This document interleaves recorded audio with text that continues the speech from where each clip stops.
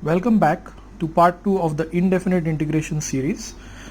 Indefinite integration is a chapter which is full of a lot of type of problems. There are different types of problems. So today I'm going to deal with type 1 and subsequently I'm going to deal with type 2 as well.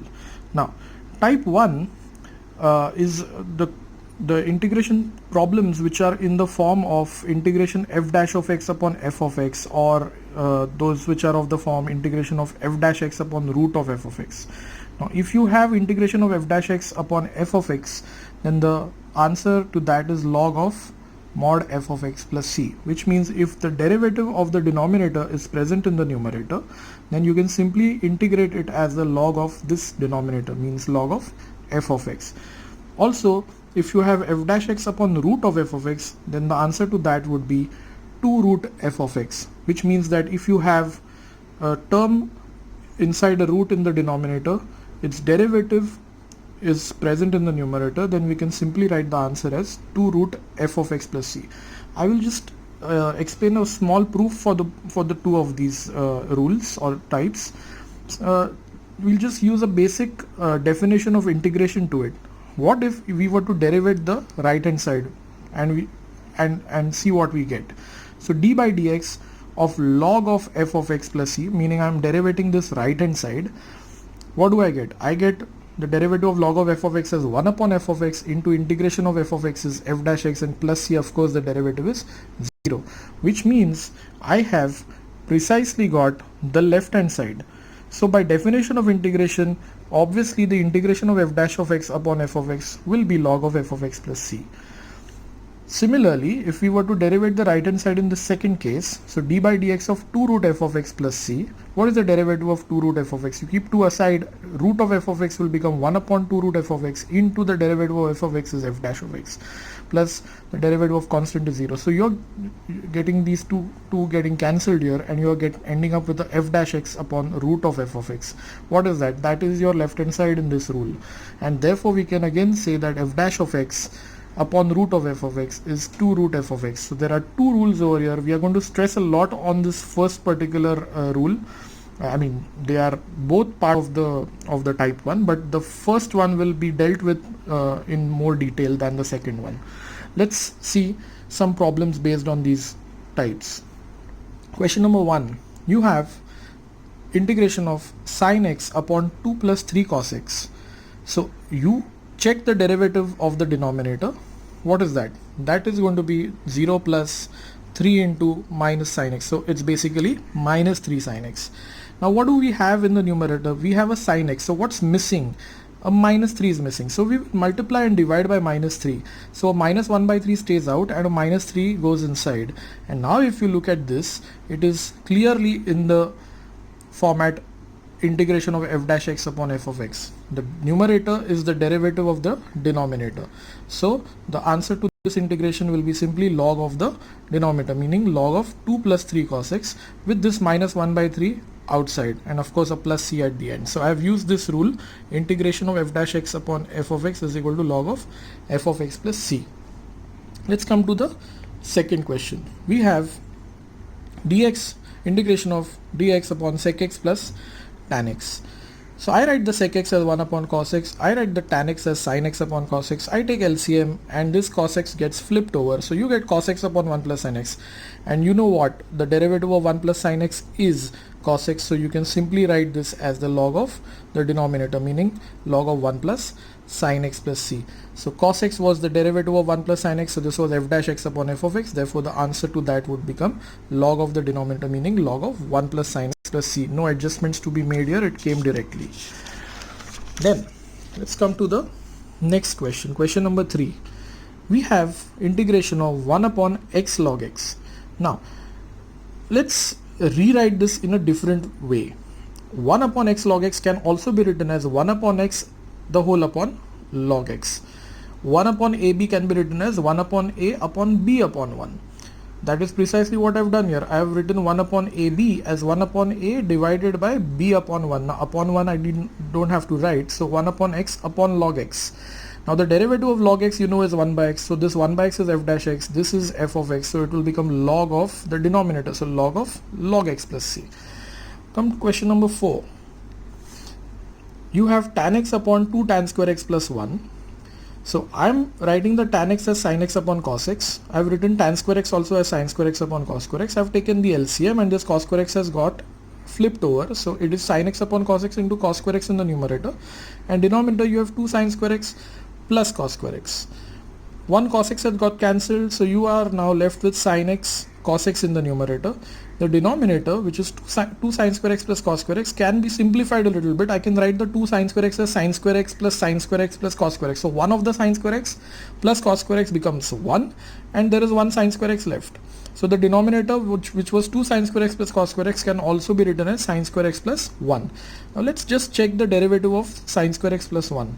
So the derivative of sin square x would be 2 into sin x into derivative of sin x, which is cos x, plus the derivative of 1 is 0, which means the derivative of denominator is 2 sin x cos x. Currently we have only sin x into cos x, so we will just make the adjustment of 2. We'll multiply and divide by 2. We'll keep this half outside and 2 inside. So the derivative of sin square x plus 1 is clearly 2 sin x cos x. So that will become half into log of the denominator, meaning half into log of sin square x plus 1 plus c. It is again following f dash x upon f of x rule. Come to the 5th question now. We have integration of 2 e raised to x plus 3 upon e raised to x plus 1. Now this is a different kind of a sum. You have to just remember the derivative of e raised to x plus 1 is e raised to x. So we have currently 2 e raised to x and we also have a plus 3. So there is excess baggage here. So what we'll do is we'll simply first of all split this denominator across this plus sign. So we will split it here. So we'll keep the 2 out and this will become e raised to x upon e raised to x plus 1. We separate the integration signs as well, plus, and on this side you'll have 3 which I've kept out into 1 upon e raised to x plus 1. So the first part of course is f dash x upon f of x because the derivative of denominator is clearly present in the numerator. The same cannot be said about the second part of this sum. So what we are going to do here is we are going to multiply and divide by e raised to minus x. So the numerator got multiplied by e raised to minus x. When the denominator gets multiplied by e raised to minus x, e raised to minus x into e raised to x would become 1. E raised to x into e raised to minus x would become 1 plus 1 into you would get e raised to minus x. So this sum has got transformed, or this part of the integration has transformed into this just by simply multiplying and dividing by e raised to minus x. Now why have I done that? Now what happens is if you check the derivative of the denominator over here, the derivative of 1 is of course 0 plus the derivative of e raised to minus x is e raised to minus x into minus 1. So we already have e raised to minus x, we don't have a minus 1, so that we can introduce. So we let the first part of the sum be as it is. Instead of this plus 3, now we make this minus 3 so that we can introduce a minus sign inside. And now this is clearly the derivative of 1 plus e raised to minus x, and we always had this ready. So now we can apply f dash x upon f of x to both the integrations. So what do we get? We get 2 into log of e raised to x plus 1 minus 3 into log of 1 plus e raised to x plus c as your answer. Come to question number 6 now. This is an important sum. You have x raised to e minus 1 plus e raised to x minus 1 the whole divided by x raised to e plus e raised to x. Now let's just derivate the denominator. What is the derivative of the denominator? X raised to e plus e raised to x. So x raised to e becomes e into x raised to e minus 1, just like x raised to n would become n x raised to n minus 1. So the power comes down and x gets raised to e minus 1 plus the derivative of e raised to x remains e raised to x. Now what do we do here? We will take e common. So when you take e common from this term, obviously it was attached to x raised to e minus 1, so inside it will be x raised to e minus 1. But when you take 1 e out from e raised to x, the power of e, which was x, will get reduced by 1, so e will get raised to x minus 1.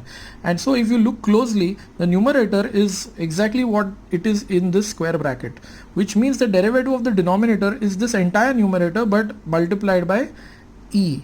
And so that is what we'll need to introduce. So we will multiply and divide by e. There will be a 1 by e outside, there will be a e inside with this entire numerator, which is what the derivative of the denominator is. And so this will become f dash x, this will become f of x, and so the answer to this will be 1 upon e into log of x raised to e plus e raised to x, that is 1 by e log of the denominator. Let's come to the seventh problem now. We have integration of 1 plus sin x upon 1 plus cos x. Now we will at the first instance split this up, because if you check the derivative of 1 plus cos x, it is minus sin x, and we at least have a sin x in the numerator, but we have this excess baggage of 1 as well. So we will simply split this up. So first part will become 1 upon 1 plus cos x dx. We've also separated the integrations, plus integration of sin x divided by the same denominator 1 plus cos x. Now the second part is of course very easy, because the derivative of 1 plus cos x, as I told you, is minus sin x. So we will just need to introduce a minus sign inside and outside, which will, you know, make this f dash x upon f of x. We still just need to work this out, and for that we will use trigonometry. So 1 plus cos x, you know, is 2 cos square x by 2. 1 plus cos theta is 2 cos square theta by 2. So I've used that. We keep this 1 by 2 out, cos square x by 2 goes up, it becomes sec square x by 2. Now these are terms which can be integrated. This is direct integration, that is as per the rule. So half outside into sec square x by 2, the integration is tan x by 2, and the coefficient of x is half, so we divide by half below, as was told to you in the earlier session. The second half of the integration sum is obviously f dash x upon f of x, so that will become log of the denominator, so log of 1 plus cos x. Remember, there's a minus sign here because we had to introduce a minus sign inside, so we change this plus to minus. That is the answer to that. Come to question number 8 now. Now this is the second rule, your f dash of x upon root of f of x. Look at the question. It is 1 upon 1 plus x square into root of tan inverse of x. So I am just going to do it like how I did the 1 upon x log x sum sometime back. 1 upon ab is 1 upon a upon b upon 1. So 1 upon 1 plus x square upon root of tan inverse of x is what we can write this as. Now you know the term inside the root, the derivative of that is 1 upon 1 plus x square. So you know that is f dash x upon the root of f of x. And so the answer for that is 2 root f of x. So it will become 2 root tan inverse of x plus c. Now I am now taking type 2 of the integration type of sum. So this is the type 2. Look at the way this these terms are. It is given as a cos x plus b sin x upon c cos x plus d sin x, or even if it is a e raised to x plus b upon c e raised to x plus d. Remember, a, b, c and d are just some constants. So when you get a sum of this type, this is what you have to do. You have to let the numerator be equal to a into denominator plus b into the derivative of the denominator. So let's quickly understand this through an example. So I've taken question number 9 here. Look at the sum. It is integration of 24 cos x plus 7 sin x upon 3 cos x plus 4 sin x. It is exactly in this format. So we will do exactly what is to be done in that. So we will let the numerator, which is nothing but your 24 cos x plus 7 sin x, as equal to sum a. Now that a is an unknown constant, into the denominator. What is the denominator? It's 3 cos x plus 4 sin x, plus b, which is again an unknown constant, into the derivative of the denominator. So the derivative of 3 cos x plus 4 sin x will become minus 3 sin x plus 4 cos x. I have written that here. Now we will just simply open these brackets on the right hand side. So I will collect the cos x terms together, I will collect the sin x terms together. So which means 3a and plus 4b cos x is written over here. So we've taken cos x common, and we also have this 4a sin x and minus 3b sin x. So I take a sin x common in that. So I get 4a minus 3b the whole into sin x. Also on the left hand side you have 24 cos x plus 7 sin x. So we can obviously compare the coefficients on either side. So 3a plus 4b can be compared with 24. I call that equation number 1. 4a minus 3b is compared with 7, so that becomes equation number 2. Now we have to solve these two simultaneously. We'll eliminate b, I'll multiply the first equation by 3, I'll multiply the next equation by 4, so that this becomes 12b and minus 12b gets cancelled. In the meanwhile, this 3a got multiplied by 3, so it becomes 9a, this 24 became 72, 4a got multiplied by 4, that became 16a, and 7 got multiplied by 4, became 28. Like I said, 12b minus 12b got cancelled, you get 25a equal to 72 plus 28 is 100, so that gives you a as 4, which if we substitute in the first equation, you'll get 3 into 4, 12, which goes there. 24 minus 12 is 12, and you get 4b equal to 12, so you get b is equal to 3. Now I'm going to use this a and b values over here, and I'm going to replace my numerator, because this is what your numerator is, by these terms with the values of a and b. So my integration sum now becomes a, which is 4, into this 3 cos x plus 4 sin x, which is the denominator, plus b, so that will become plus 3 into the derivative of denominator, which is minus 3 sin x plus 4 cos x, and the whole divided by that denominator, which is 3 cos x plus 4 sin x. Now I'll just take this and split this up. So when I split this up on this side, this will get cancelled, so you'll get integration of 4 plus 3 into integration of minus 3 sin x plus 4 cos x upon 3 cos x plus 4 sin x.